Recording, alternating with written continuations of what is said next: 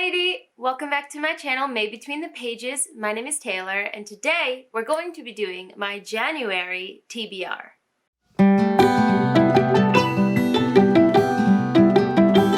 Now, I didn't have a TBR for December because I decided to let myself do some mood reading after a pretty rough year. I just kind of wanted to let myself pick up what I wanted.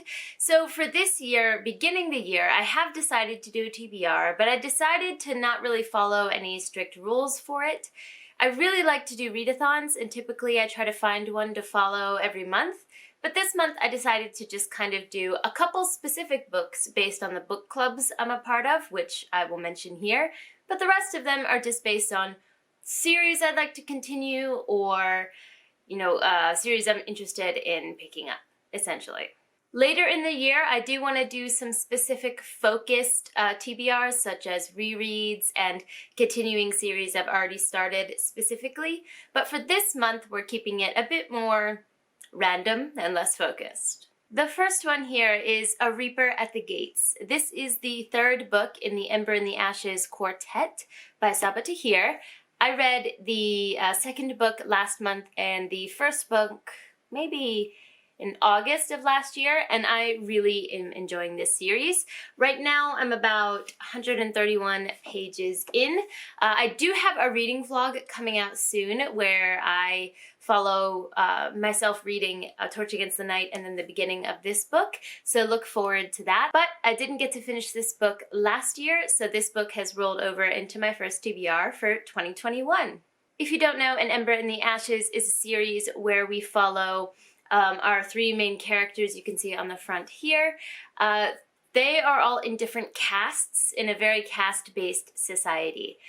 So we have Laia here, who is a lower caste. We have Helene and Elias, who both start An Ember in the Ashes as the highest caste.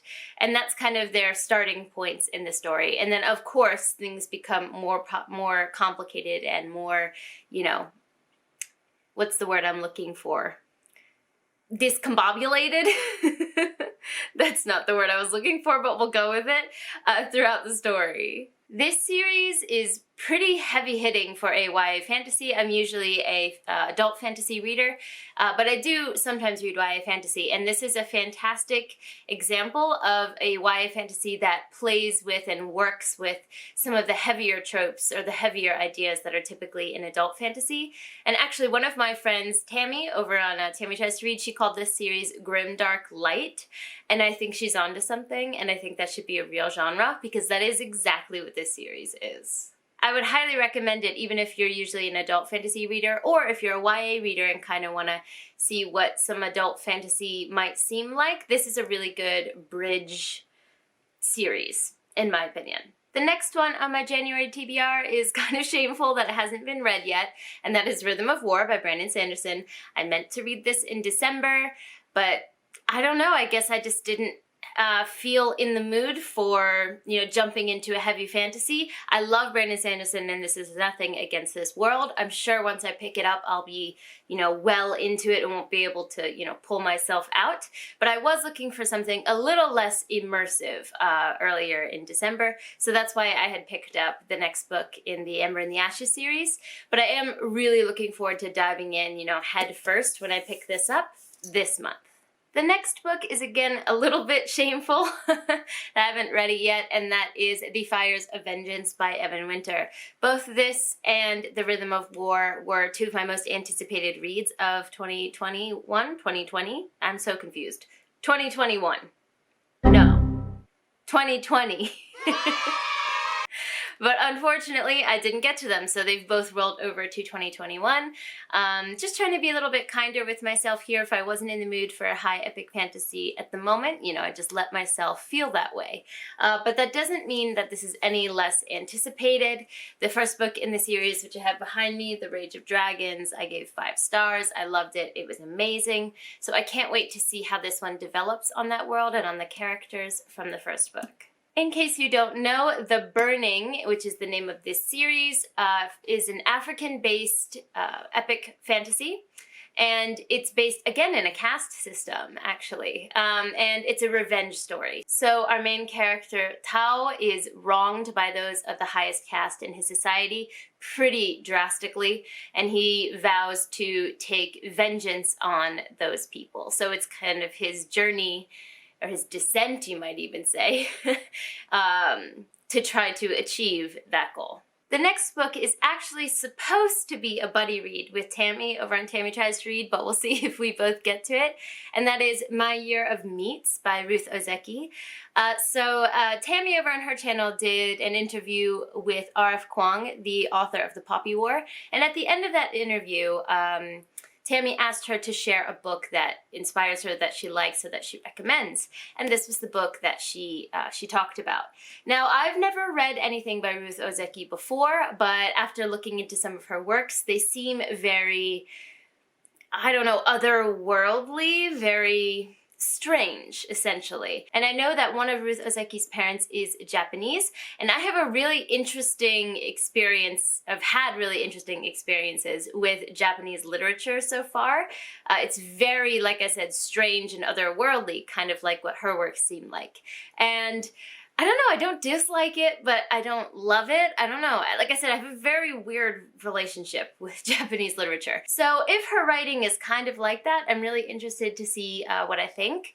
So what I know about this book is that it's about a girl, it's a fictional story, but it's about a girl who I think is Japanese, and she moves to America to work for a meat packing plant.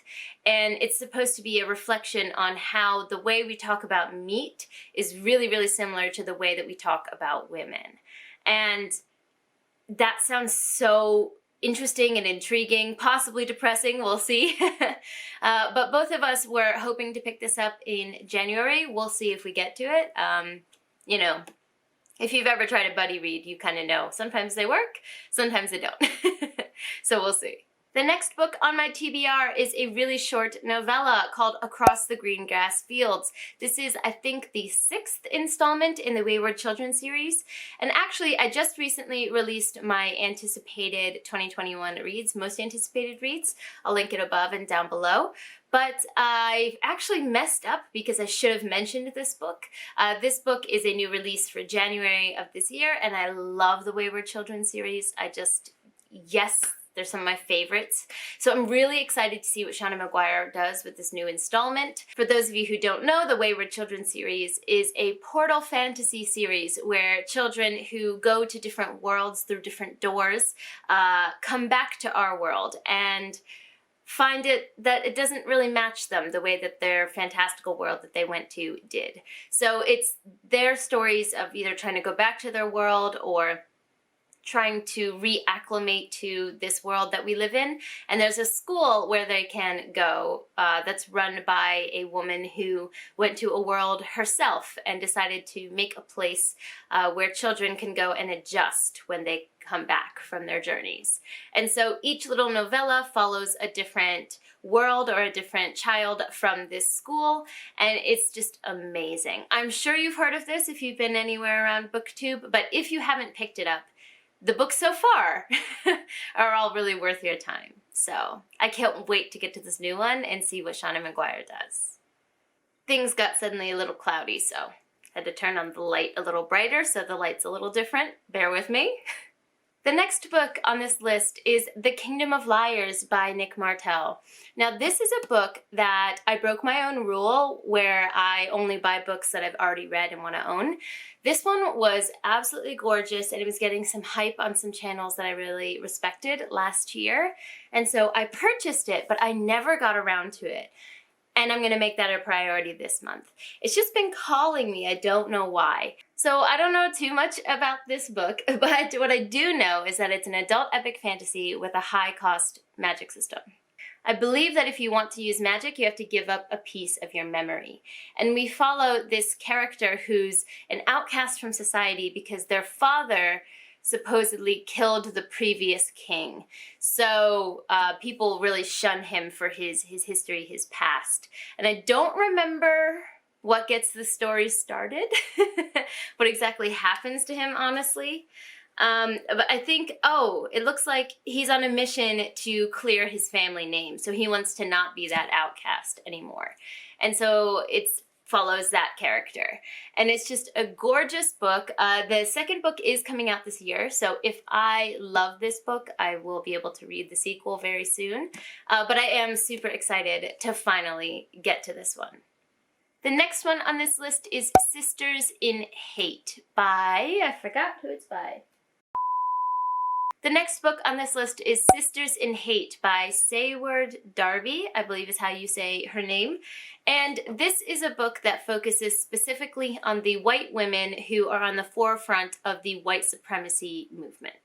Now, with the discourse that's been happening in America last year and this year, not only these 2 years, but very openly last year and this year, about race relations in our country and how we have systematic issues that perpetuate these problems, I think that continuing education is extremely important. And as someone who's a reader, a lot of my continuing education comes through books. Also, as a white woman reader, I think it's really important for me to read books that not only engage with systemic issues as a whole, but engage with systemic issues that can be held up by my demographic. And when I saw this book and saw the focus of it, I realized that I hadn't read a lot specifically about this demographic, my demographic, forwarding these or perpetuating these issues. Of course, this is something that has always existed, but I really wanted to read a book that focused on that specifically. When we think of white supremacy, we think of things like David Duke and the KKK or Richard Spencer, but we almost never call to mind the face of women, and women have definitely played a huge part in this movement. I'm actually about halfway through this book so far, and I have thoughts, but that'll be in my wrap-up for later. But if you are a white woman, I highly recommend that you pick up this book to learn how these systemic issues can be perpetuated through our demographic and how it's a slippery slope, you know, to get there. It's a rabbit hole, and a lot of it seems to happen through the internet. So to be aware of these issues and how this movement catches people, I think is really important. But this is not a review of the book. That'll be coming later in my wrap-up. But yes, this is on my TBR, and I'm currently about halfway through it. Speaking of buddy reads not following through, the next one on this list is Mossflower. So I'm doing a read-along for the Redwall series with JJ over on The Bearded Bookworm. We started it last year, and we have a Discord where we discuss these books. But pretty much over the holiday season, everyone in the Discord was doing their own thing, and it was pretty hard to, you know, focus and kind of get on with this read-along. So in this new year, we kind of hope to start fresh. The next book on the list is Mossflower. I have started reading it. I'm on page 44. That's where my other tabs went. I was looking for those. Anyone else have that issue? So we hope to continue on with Mossflower starting this month. If you'd like to join the read-along, I'll leave the Discord down below. We did a live show for Redwall, and we may do one for the following books, depending on how everyone in the Discord feels. But if you want to talk about, you know, woodland creatures fighting evil, come hang out with us. Okay, so just like earlier in this video, and I had to adjust the lighting because of the weather being weather, how dare it, outside, I had to go do some things a second ago that had to be done that very minute. So we're back. We're going to finish this video, but if the angle has changed or the lighting has changed, it's because I had to reset. We've only got a few books to talk about left anyway, so the next one is These Violent Delights by Chloe Gong. Now, I've seen people whispering and talking. I've heard chitter-chatter about this book kind of all over BookTube. This one and From Blood and Ash, which I'm not going to get to this month, but I recently discovered Jennifer L. Armentrout through her older series, and I'm so interested in this new one, but we'll get to that later, maybe next month. But the other book, besides that one that I've heard talked about, is These Violent Delights. I've heard this is a retelling of Romeo and Juliet in like a 1950s Shanghai, which sounds so interesting and up my alley.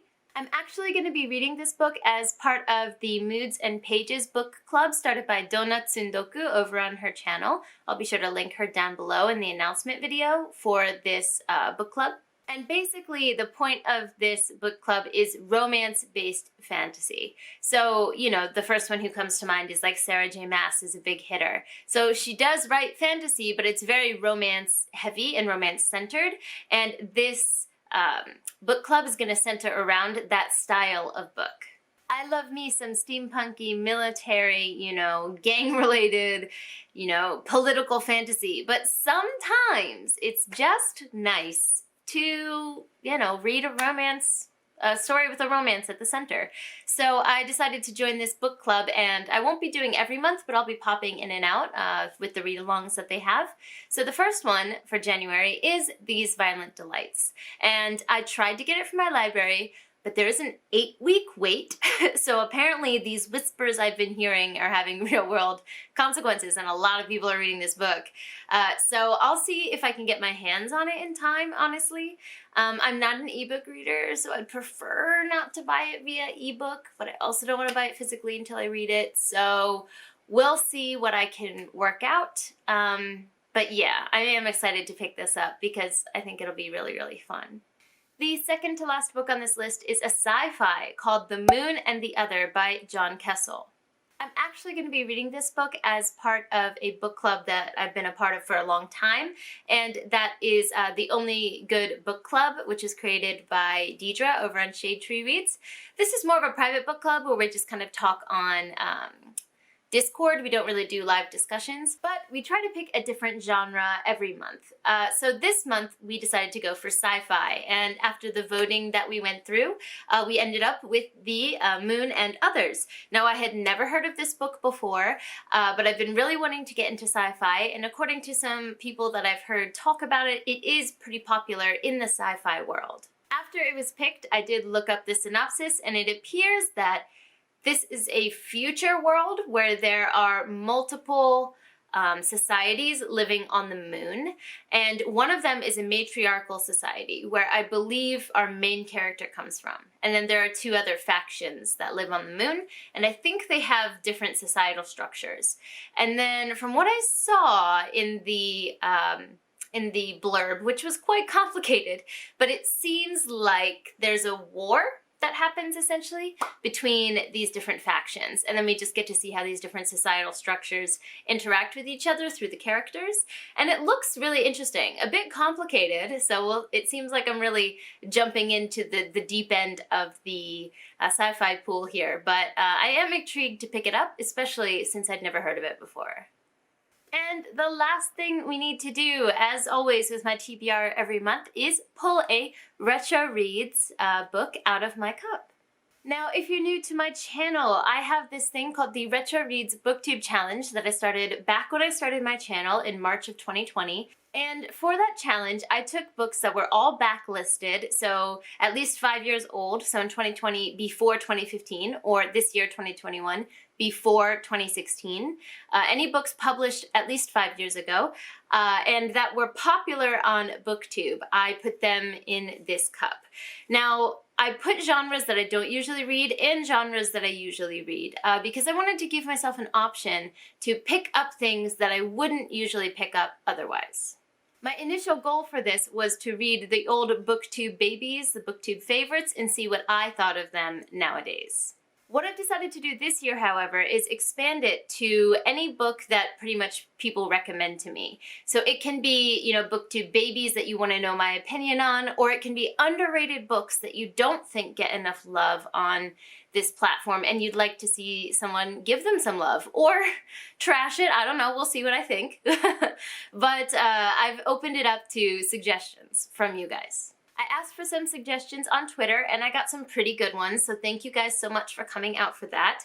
I did put them into the cup, but if you have some suggestions and you're not on Twitter or didn't see my post, feel free to leave those in the comments down below if there's any book you'd like me to add to this cup for this coming year.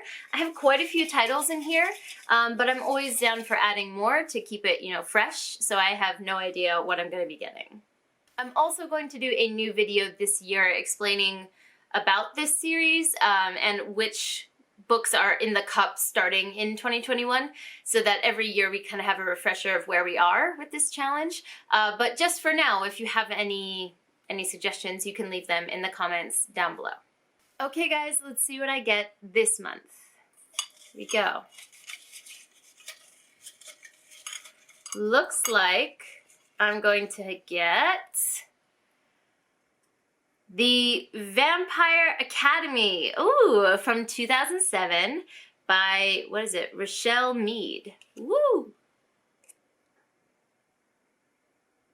Ignore that nasty ass writing. I accidentally wrote the Vampire Diaries because I was thinking of the show, the Vampire Diaries, but I meant Vampire Academy. So anyway, so I'm actually really excited to pick this up. I've just been in the mood for like quick, trashy, fun things recently. So I'm actually really excited to pick this up and see what I think. I know that there are people even nowadays who say that this holds up. So I'm really excited to see what I think of this one.